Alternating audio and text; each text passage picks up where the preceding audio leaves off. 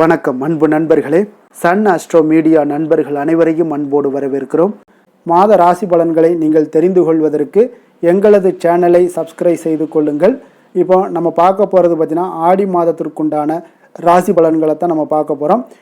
அப்போ இந்த ஆடி மாதத்தில் என்ன நன்மைகள் உங்களுக்கு ஏற்பட போகுது, சாதகமான பலன்கள், பாதகமான பலன்கள், இது என்ன அப்படின்றத தெளிவாக டீட்டெயில்டாக நம்ம தொடர்ந்து நம்ம பார்க்க போகிறோம். 12 ராசிக்குண்டான ராசி பலன்களை நம்ம முழுவதுமாக பார்க்க போகிறோம்ங்க. எங்கள் சேனலை நீங்கள் சப்ஸ்கிரைப் பண்ணலை இது வரைக்கும் அப்படின்னா சப்ஸ்கிரைப் பண்ணி வச்சுக்கோங்க. அருகில் உள்ள பெல் பட்டனை ப்ரெஸ் பண்ணி உங்களுக்கு நோட்டிஃபிகேஷன் கிடைக்கிற மாதிரி செய்து கொள்ளுங்க.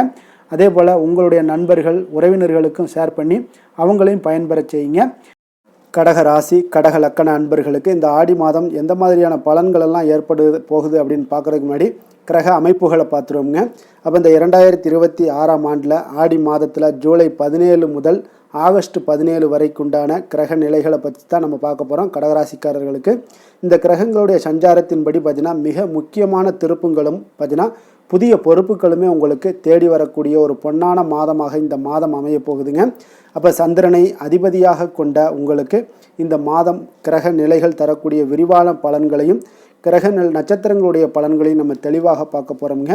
இப்போ அந்த ஆடி மாதத்தில் குரு பகவான் பார்த்தீங்கன்னா உங்களுடைய ராசியிலேயே 1ஆம் வீட்டில் உச்சம் பெற்று சஞ்சரிக்கிறாருங்க. இது உங்களுக்கு ஜென்ம குரு என்றாலும் பார்த்தீங்கன்னா உச்சம் பெறுவதால் எண்ணற்ற நற்பலன்களை உங்களுக்கு வாரி வழங்குவார்னே சொல்லலாமுங்க. அப்போ ராகு கேது பார்த்தீங்கன்னா ராகு 8ஆம் வீட்டில் கும்பத்தில் சஞ்சாரம் செய்கிறாருங்க. கேது 2ஆம் வீட்டில் சிம்மத்தில் சஞ்சாரம் செய்கிறாருங்க. அப்போ 8ல் ராகு இருப்பதால் அஷ்டம ராகுவினுடைய தாக்கம் உங்களுக்கு இருக்கும்னே சொல்லலாமுங்க. சனி பகவான் பார்த்தீங்கன்னா உங்களுக்கு பாக்கியஸ்தானமான 9ஆம் வீட்டில் மீனத்தில் சஞ்சரித்து ஜூலை 27க்கு அப்புறம் பார்த்தீங்கன்னா வக்கர நிலையை அடைகிறாருங்க. அப்போ சூரியன் உங்களுக்கு ஜூலை 17லேருந்து இந்த ஒரு மாத காலமே உங்களுடைய ராசியிலேயே சஞ்சரிக்கிறாருங்க. அதனால் குருவுடன் சேர்ந்து இணைகிறாருங்க. அதனால் சிவராஜ யோகம் உங்களுக்கு இந்த கடகராசிக்காரர்களுக்கு ஏற்படும்னே சொல்லலாமுங்க. செவ்வாய் உங்களுடைய ராசிக்கு 11ஆம் வீடான லாபஸ்தானத்தில் ரிஷபத்தில் சஞ்சாரம் செய்கிறாருங்க. அப்போ இந்த கிரக அமைப்புகளெல்லாம் வச்சு பார்த்தோம்னா இந்த பலன்கள் பார்த்தீங்கன்னா உங்களுக்கு தொழில் உத்தியோகத்திலெல்லாம் பார்த்தீங்கன்னா உங்களுக்கு உங்களுடைய ராசியில் சூரியன் உச்சக்குரு உடன் இணைவதால் உங்களுடைய நிர்வாகத்திறமை ஆளுமை திறன் இதெல்லாமே உங்களுக்கு நல்ல ஒரு அதிகரித்து காணப்படுங்க. உத்தியோகத்தில் இருப்பவங்களாக இருந்தீங்கன்னா புதிய பதவிகள் இடமாற்றங்கள் எல்லாம் உங்களுக்கு சாதமாக அமையக்கூடுங்க. 11ல் செவ்வாய் இருப்பதால் பார்த்தீங்கன்னா சுய தொழில் வியாபாரத்தில் புதிய வாடிக்கையாளர்கள் எல்லாம் கிடைக்கக்கூடுங்க. லாபங்கள் உங்களுக்கு இரட்டிப்பாக கூடும். கூட்டு தொழிலில் இருந்தீங்கன்னா நிச்சயம் உங்களுக்கு இதுவரை இருந்து வந்த தொழிலில் உங்களுக்கு சில சுணக்கங்கள் எல்லாமே நீங்கி உங்களுக்கு நல்ல ஒரு தொழிலில் வளர்ச்சி ஏற்பட காண்பீங்க. சிக்கல்கள் எல்லாமே தீரக்கூடுங்க. நிதி நிலைமையை பொறுத்தளவுக்கு வருமானம் போன்ற விஷயங்கள் எல்லாம் பார்த்தீங்கன்னா இந்த மாதம் பொருளாதார நிலை மிக வலுவாக இருக்குங்க. 11ல் இருக்கக்கூடிய செவ்வாயால் பார்த்தீங்கன்னா உங்களுக்கு பூமி சொத்து சேர்க்கை ரியல் எஸ்டேட் மூலம் நல்ல வருமானங்கள் உங்களுக்கு கிடைக்கக்கூடுங்க. வராது என்று நினைத்த பழைய நிலுவைத் தொகைகள் எல்லாமே உங்களுக்கு கைக்கு சேருங்க. அதனால் 2ல் கேதுவும் 8ல் ராகுவும் இருப்பதால் தேவையற்ற ஆடம்பர செலவுகளை இந்த மாதம் தவிர்த்துருங்க. பிறருக்கு ஏதாவது நீங்கள் ஜாமீன் கையெழுத்து போடுவதாக இருந்தாலும் அதையும் இந்த மாதத்தில் தவிர்க்க வேண்டிய ஒரு மாதமுங்க. குடும்ப உறவுகள் எல்லாம் எப்படி இருக்குது அப்படின்னு பார்த்தீங்கன்னா இந்த மாதம் ராசியில் உங்களுக்கு உச்சகுருவினுடைய அதாவது ராசியிலேயே உங்களுக்கு குரு இருக்கிறதுனால உங்களுடைய 5, 7, 9 ஆகிய வீடுகளை குரு பார்க்கிறாருங்க. அதனால் பார்ப்பதால் பார்த்தீங்கன்னா குடும்பத்தில் தடைபட்டிருந்த சுபகாரியங்கள் திருமணம் குழந்தை பாக்கியம் இது எல்லாமே உங்களுக்கு தடையின்றி நடக்கக்கூடிய ஒரு மாதமாக இருக்குங்க. கணவன் மனைவிக்கிடையே நல்ல அந்யோன்யம் எல்லாமே அதிகரித்து காணப்படுங்க. சமூகத்தில் உங்களுடைய வார்த்தைக்கு மதிப்பு மரியாதை இது எல்லாமே உயரக்கூடிய ஒரு மாதமாகவும் இருக்குங்க. அப்போ நிச்சயம் ஆரோக்கியம் விஷயங்களில் நீங்கள் உங்களுடைய ராசியில் சூரியன் சஞ்சரிப்பதால் உடல் உஷ்ணம் கண் எரிச்சல் பித்தம் சம்பந்தமான உபாதைகள் இதெல்லாமே வர்றதுக்கு வாய்ப்புகள் அதிகம் இருக்குது. கொஞ்சம் ஆரோக்கியத்தில் கவனம் செலுத்துங்க. அஷ்டம ராகுவினுடைய தாக்கம் இருப்பதால் வாகனங்களை இயக்கும்போது அலைச்சல்களை எல்லாம் குறைத்து அதாவது அதிக வேகத்தில் செல்லாமல் மிதமான ஒரு வேகத்தில் செல்லுங்க. அது உங்களுக்கு மிக நல்ல ஒரு நன்மைகளை ஏற்படுத்தி கொடுக்குங்க. ஆரோக்கிய விஷயத்தில் கொஞ்சம் கவனமுடன் இருங்க.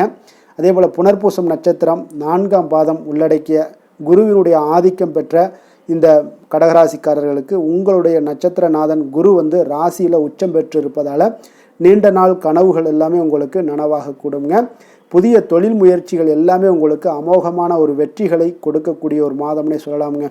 பொருளாதார விஷயங்களில் நிதி நெருக்கடிகளில் முழுமையாக இதெல்லாம் உங்களுக்கு உங்களுக்கு நீங்கக்கூடிய ஒரு வாய்ப்பும் இருக்குங்க. புதிய ஆடை ஆபரணங்கள், வீட்டு உபயோகப் பொருட்கள் இதெல்லாமே வாங்கக்கூடிய ஒரு வாய்ப்பும் காணப்படுது. வேலைப்பளு காரணமாக பார்த்தீங்கன்னா சிறு அசதி அல்லது சோர்வு ஏற்படலாமுங்க. அதனால் ஓய்வு இந்த காலகட்டங்களில் உங்களுக்கு தேவைப்படுதுங்க. அதனால் இந்த விஷயங்கள்லாம் எச்சரிக்கையாக இருங்க. பூசம் நட்சத்திரத்தில் நீங்கள் பிறந்திருந்தீங்கன்னா நிச்சயம் உங்களுக்கு 9ல் இருக்கக்கூடிய சனி வக்கரமடைவதால் உங்களுடைய நீண்ட தூர பயணங்கள், வெளிநாட்டு முயற்சிகள், சில தாமதங்களுக்கு பின்பு நல்ல செய்திகள் உங்களுக்கு கிடைக்கக்கூடுங்க. அப்போ உத்தியோகத்தில் சக ஊழியர்களுடைய ஒத்துழைப்பு உங்களுக்கு நிச்சயம் கிடைக்கக்கூடும். மேல் அதிகாரிகளுடைய பாராட்டுக்களை எல்லாமே இந்த மாதம் பெறக்கூடிய ஒரு வாய்ப்பாக இருக்குங்க. இந்த எச்சரிக்கையாக இருக்கணும் அப்படின்னு நினச்சிங்கன்னா தந்தை வழி உறவினர்களுடன் நீங்கள் தேவையற்ற வாக்குவாதங்களை இந்த மாதங்களில் தவிர்க்க வேண்டிய ஒரு மாதம்னே சொல்லலாமுங்க. ஆயில்யம் நட்சத்திரத்தில் பிறந்த உங்களுக்கு இந்த மாதம் உங்களுடைய புதனுடைய ஆதிக்கம் கொண்டவர்கள் உங்களுடைய புத்தி கூர்மையால் கடினமான காரியங்களை கூட எளிதில் முடித்து விடுவீங்க. ஆன்மீகம் மற்றும் புண்ணிய ஸ்தலங்களுக்கு செல்லக்கூடிய ஒரு வாய்ப்பும் இந்த மாதம் உங்களுக்கு உண்டாகுங்க. உறவினர்கள் மத்தியில் இருந்து வந்த மனக்கசப்புகள் எல்லாமே இந்த மாதம் நீங்கக்கூடும். உங்களுடைய பிள்ளைகளுடைய கல்வியில் நல்ல ஒரு முன்னேற்றங்களும் பாராட்டுகளுமே கிடைக்குங்க. 8ல் ராகு இருப்பதால் அறிமுகமில்லாத நபர்களிடம் மற்றும் பண பரிவர்த்தனைகள் செய்யும் போது கொஞ்சம் கவனமுடனும் எச்சரிக்கையுடனும் இருக்க வேண்டுங்க இந்த மாதம். அப்போ இந்த ஆடி மாதத்தில் நீங்கள் எளிய பரிகாரங்களாக, அதாவது அதிர்ஷ்டம் சுபகாரியங்கள் எல்லாம் நடக்கணும் அப்படின்னு நினைக்கிறவங்களுக்கு திங்கட்கிழமைகளில் சிவபெருமானுக்கு அபிஷேகம் செய்வதும் அல்லது அம்மன் கோவில்களில் விளக்கேற்றி வழிபடுவதும் உங்களுக்கு மன அமைதியை ஏற்படுத்தி தருங்க. ராகுகேது தோஷம் உங்களுக்கு இருந்துச்சுன்னா குறையணும் அப்படின்னு நினச்சிங்கன்னா சனிக்கிழமைகளில் துர்க்கை அம்மனுக்கு எலுமிச்சம்பழம் தீபம் ஏற்றி வழிபடுவது உங்களுக்கு தடைகள் அனைத்தையுமே நீக்கக்கூடியதாக இருக்குங்க.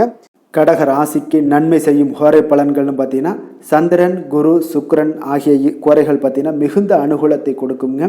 கல்வி, வேலை, பூமி சம்பந்தமான காரியங்கள், வாகனம் சம்பந்தமான முயற்சிகள் அனைத்திற்கும் நீங்கள் சுக்கிர கோரையை பயன்படுத்துவதால் பார்த்தீங்கன்னா அதிக நன்மைகள் உங்களுக்கு ஏற்படுங்க. சுப நிகழ்ச்சிகளுக்கு பார்த்தீங்கன்னா நீங்கள் குரு கோரையை பயன்படுத்துங்க, அதிக நன்மைகளை ஏற்படுத்தி கொடுக்குங்க. இரக்க குணம் கொண்ட கடகராசி அன்பர்களே, உங்களுடைய ராசிநாதன் சந்திர பகவானுங்க. அப்போ நீங்கள் வழிபட வேண்டிய தெய்வங்கள் அப்படின்னு பார்த்தீங்கன்னா ஸ்ரீ வெங்கடாஜலபதி மற்றும் உமாதேவி அம்மையாருங்க. மேலும் ஒவ்வொரு திங்கட்கிழமையும் ஸ்ரீ வெங்கடாஜலபதி மற்றும் பார்வதி பரமசிவனை நீங்கள் வணங்கி வாங்க. நினைத்த காரியங்கள் எல்லாமே பார்த்தீங்கன்னா வெற்றியடைய காண்பீங்க. மேலும் தினசரி குலதெய்வ வழிபாடும் செய்து வாங்க. அனைத்து விதமான கஷ்டங்கள் எல்லாம் தீருங்க.